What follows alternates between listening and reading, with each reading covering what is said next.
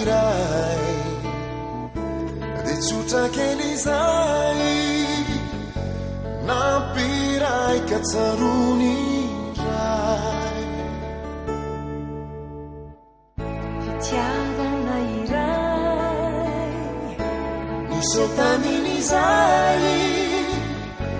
mitamerinatsay ray lasa paradisa teo lay toerana kely inovalapatapoka teo reo trano kely anisany lay toera mamy de tsy maintsy many lalao ianany aizintsony no agita manao ny fo maifany lauzanao anisany lay toera mamy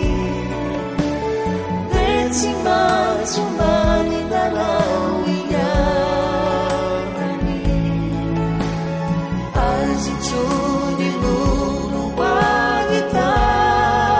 manao ny fo maifany lauzanao toerana iray de tsotra kely izay nampiray katsarony ray fitiavana iray niseo taminy izay mitamerinansainy ray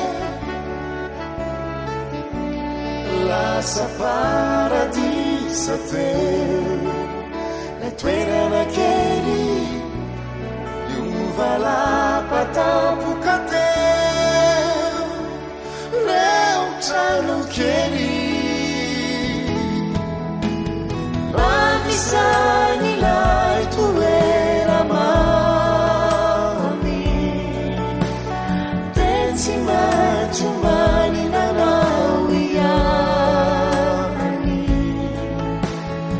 aizintsony no agitako anao ny fo maifany lauzanao anisany lay toera mamy